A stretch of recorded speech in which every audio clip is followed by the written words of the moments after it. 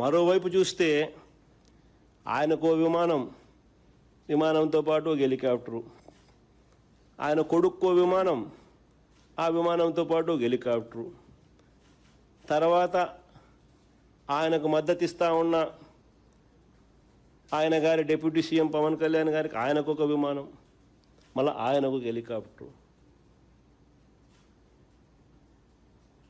అందరూ గాల్లోనే. ముఖ్యమంత్రి గారు కొడుకు ఒక పూట విజయవాడలో ఉంటే మరో పూట హైదరాబాద్లో ఉంటాడు, ఇంకో పూట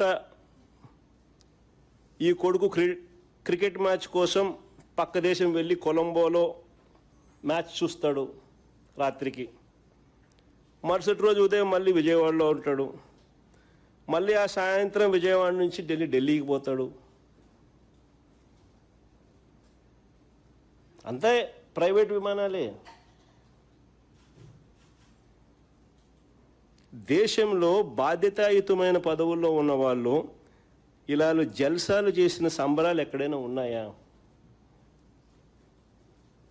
కొలంబోలో మ్యాచ్ ఆడతా అంటే ఈయనకేం స్వామి, నాకు అర్థం కాదన్నా. ప్రైవేట్ ఫ్లైట్లో కొలంబోకు పోయి మ్యాచ్ చూస్తాడు. ఈ టీవీ చూస్తే కనపడదా మ్యాచ్?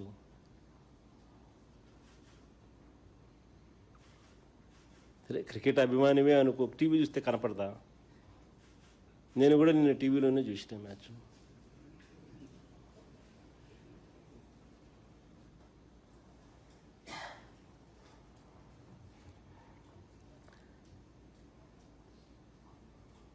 రాష్ట్ర ఆదాయాలు ఎలా పెరుగుతాయి?